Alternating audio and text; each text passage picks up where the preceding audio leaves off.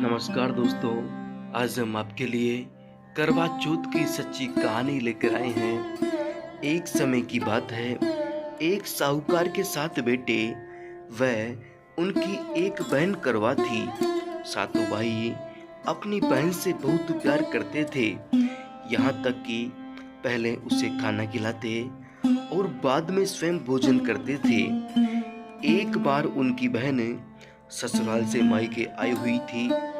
शाम को भाई जब घर आया तो देखा कि उसकी बहन बहुत चिंतित थी।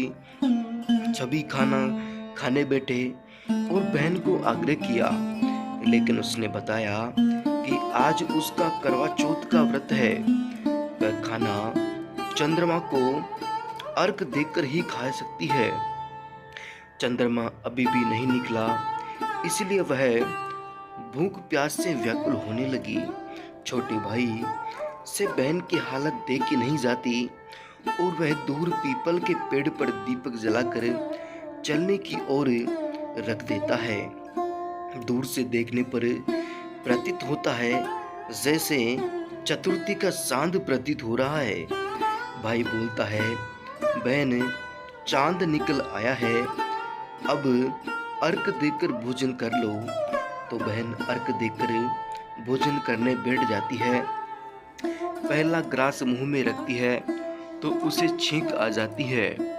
जैसे ही दूसरा टुकड़ा मुंह में रखती है तो बाल आ जाता है और तीसरा टुकड़ा मुंह में डालती है तो उसे पति की मृत्यु का समाचार उसे प्राप्त होता है।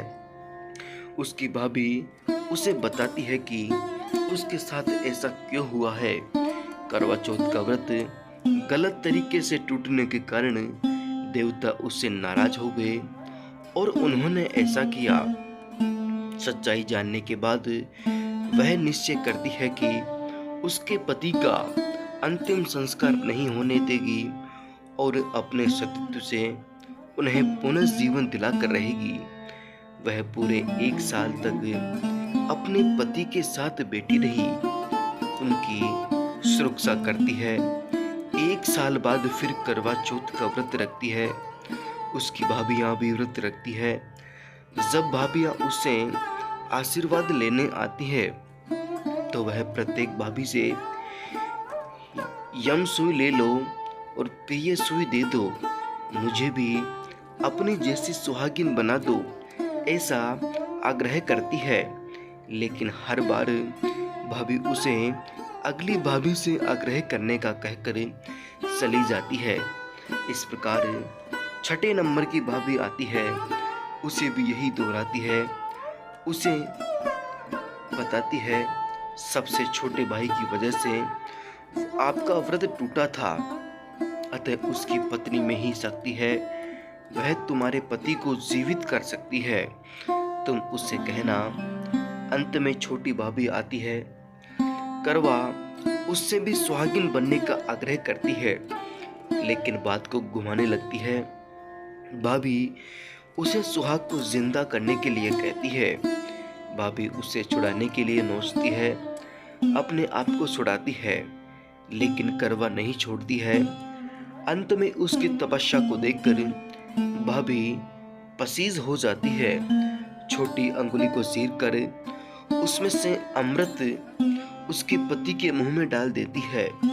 करवा का पति जिंदा हो जाता है। करवा को अपना सुहाग वापस मिल जाता है। तो दोस्तों, कैसी लगी आपको हमारी करवा चौथ की व्रत कहानी अच्छी लगी तो चैनल को जरूर सब्सक्राइब करें।